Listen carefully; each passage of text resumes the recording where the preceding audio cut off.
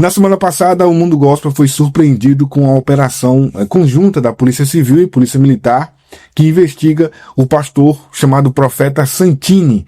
O profeta é acusado de montar um sofisticado esquema para a venda de orações. Pra você ter ideia, segundo o Ministério Público, ele criou inclusive uma estrutura de telemarketing, onde mais de 70 pessoas trabalhavam recebendo ligações, atendendo pessoas, se passando pelo tal profeta, e em troca dessas orações que essas pessoas colocavam lá, uma gravação dele fazendo a oração, em troca disso, os valores que eram pedidos como oferta iam de 150 até R$1.500. É uma coisa absurda, mas que infelizmente não é novo, né? Tem nada novo debaixo do sol. A gente já sabia que isso vinha acontecendo, talvez não dessa forma, talvez não com toda essa estrutura, mas que há sim dentro do meio evangélico, infelizmente, pessoas, e eu não estou dizendo que o Santini fazia isso, é o Ministério Público quem está apontando, né? É o Ministério Público quem está acusando, e portanto, ele agora é réu e é investigado nessa situação.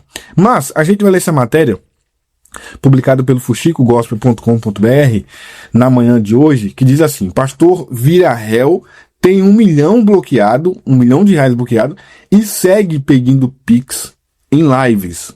Isso que é o mais absurdo. O Ministério Público acusa o pastor de chefiar esquema que movimentou 3 milhões em 3 meses. 3 milhões em 3 meses, portanto, R$1 milhão em apenas um mês. Ou R$1 milhão por mês. Só que isso aqui é a investigação, pelo menos o que foi tornado público, né, de apenas 3 meses. Mas quem acompanha o chamado Profeta Santini sabe que ele não faz isso de agora. Isso eu digo de pedir oferta em live, né? Então, esses números podem ser muito maiores. Mesmo após virar réu por 8 crimes, incluindo charlatanismo, curandeirismo, estelionato e associação criminosa, o auto-intitulado Profeta Santini, nome usado pelo pastor Luiz Henrique dos Santos Ferreira, continua pedindo orações em dinheiro por meio de 3 lives diárias nas redes sociais. A situação ganhou repercussão depois da Operação Blasfêmia, deflagrada pelo Ministério Público e Polícia Civil na última semana. As investigações revelaram que o grupo liderado por Santini movimentou mais de R$3 milhões em apenas 3 meses, cobrando até R$1.500 por supostas promessas de cura e milagres. A justiça determinou o bloqueio de mais de 1 milhão encontrado em contas ligadas ao pastor e à sua igreja, Casa dos Milagres, em São Gonçalo, no Rio de Janeiro. Apesar da gravidade das acusações, Santini não foi preso, mas cumpre medida cautelar com tornozeleira eletrônica. Segundo o MP, a mãe de um filho de 2 anos do pastor, Tuane Pereira dos Santos, também recebia depósitos em sua conta pessoal. Foram 2.600 transferências em 2 meses, somando mais de R$425 mil. Ela é investigada. Ela é irmã de Flávia Pereira, contadora de Santini, e ambas agora são investigadas por possível lavagem de dinheiro. As autoridades descobriram ainda uma central telefônica operada pelo grupo, com cerca de 70 atendentes contratados pela internet, que se passavam pelo pastor. Eles tinham metas financeiras de arrecadação e recebiam comissão proporcional ao valor arrecadado. As doações foram rastreadas em 18 estados e no Distrito Federal, incluindo casos de pessoas que chegaram a enviar dezenas de transferências. Entre os mais vulneráveis estavam idosos, como uma senhora de 62 anos que doou 85 vezes e um homem de 82 anos que fez 19 depósitos. Segundo a denúncia, a prática ultrapassa o campo da fé. Abre aspas, a diferença entre dízimo e estelionato é a fraude, quando a arrecadação se dá por meio de engano e manipulação. Trata-se de crime, fecha aspas, afirmou o promotor Bruno Umelino. Já a defesa do pastor, isso é importante dizer, a defesa, obviamente, ele tem direito a ela, né? Apesar das acusações, Santini afirma ser vítima de perseguição religiosa. Alega ter formação em teologia e mais de 10 anos de atuação como pastor. Abre aspas, colaborei com tudo. Não encontraram nada contra mim. Isso é perseguição à minha fé. Fecha aspas, declarou. Como não, né? Como o Ministério Público não encontrou nada contra ele se ele se tornou réu nessa investigação por pelo menos 8 e vai, né, não sei se responder, mas está sendo investigado por pelo menos 8 crimes. Então, gente, isso aqui é puro suco de Gospelândia, né? Isso aqui é o que a gente está vendo, é o que se tornou os eventos agora através da internet, né? As lives, as chamadas lives, os cultos online, se tornaram isso aqui.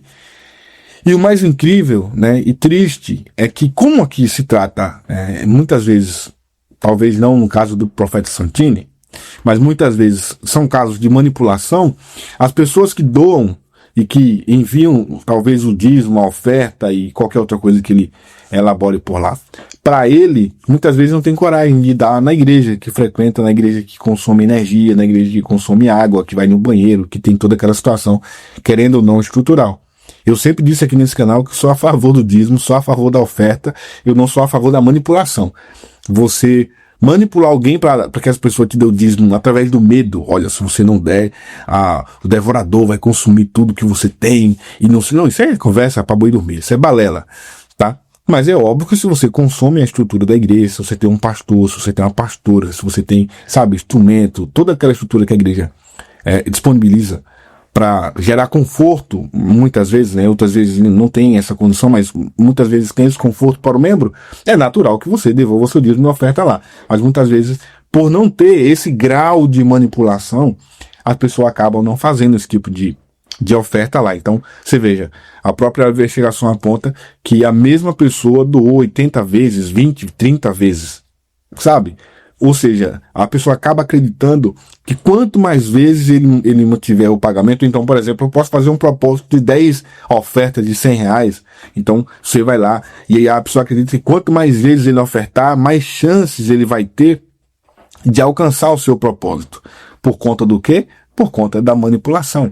Agora, o mais triste disso, gente, é que quando você vê uma figura como ele, ou, sabe, com esse nível de investigação e tudo mais, você acaba prejudicando pessoas que fazem um trabalho sério.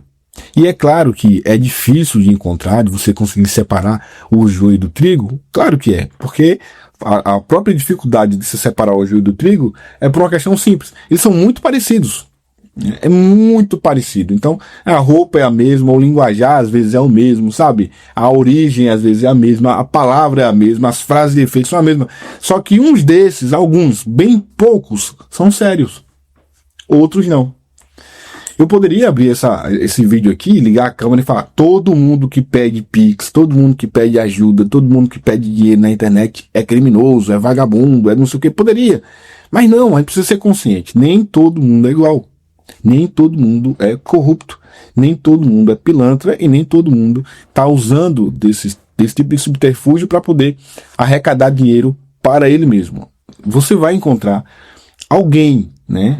De novo, a ideia do trigo e do joio é porque são bem parecidos, mas algum você vai encontrar que ainda é sério. Só que nesse caso aqui, quando esse tipo de manchete vai ao ar, todo mundo é incluído numa vala comum e acabou. Né? Todo mundo é corrupto, todo mundo é ladrão, todo mundo não sei o quê.